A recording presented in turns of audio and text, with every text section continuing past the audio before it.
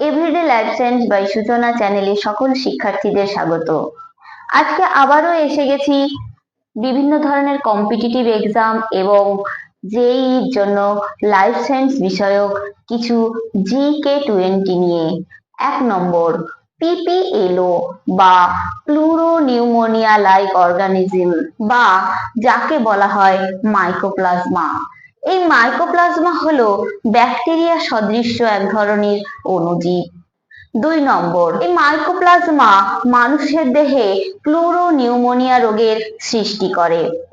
3 নম্বর, মাইকোপ্লাজমার কোষ প্রাচীর এবং মেসোজোম থাকে না। 4 নম্বর, মাইকোপ্লাজমা হলো গ্রাম নেগেটিভ ব্যাকটেরিয়া।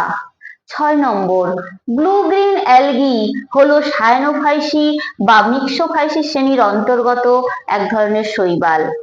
6 নম্বর, ব্লু গ্রিন অ্যালগি কোষ প্রাচীর বা সেল ওয়াল মিউকোপেপটাইড দ্বারা গঠিত।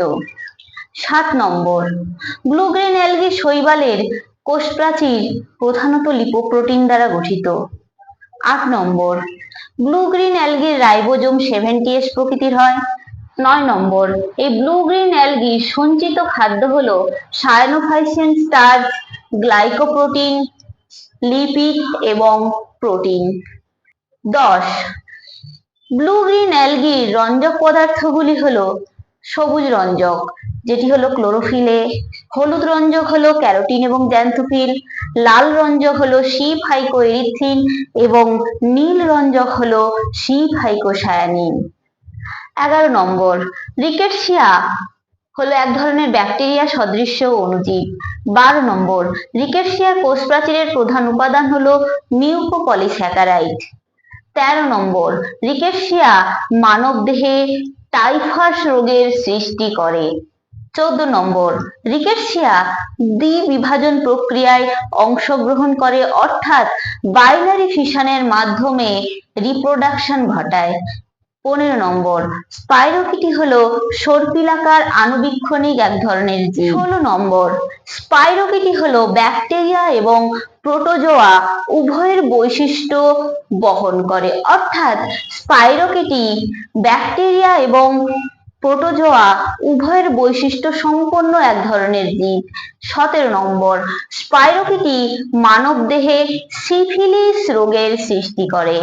18 নম্বর, ব্যাকটেরিয়া প্রতিকূল পরিবেশে ক্যাপসিউল গঠন করে। এই ক্যাপসিউল হলো স্লাইম স্তরের পরিবর্তিত রূপ।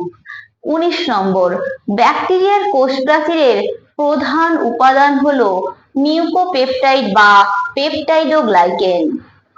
20 নম্বর, ব্যাকটেরিয়া কোষের কোষপর্দা ভাঁজ হয়ে মেসোজোম গঠন করে। এই মেসোজোম ব্যাকটেরিয়ার শ্বাসকার্যে বিশেষ ভূমিকা পালন করে। তাহলে ভিডিওটি আজকে এই পর্যন্ত। ভিডিওটি ভালো লাগলে লাইক, শেয়ার, সাবস্ক্রাইব করে নিচে থাকা কমেন্ট বক্সে কমেন্ট করে দাও এবং পাশে থাকা বেল আইকনটি প্রেস করে দাও যাতে পরবর্তী নোটিফিকেশন তোমাদের কাছে পৌঁছে যায়। ধন্যবাদ।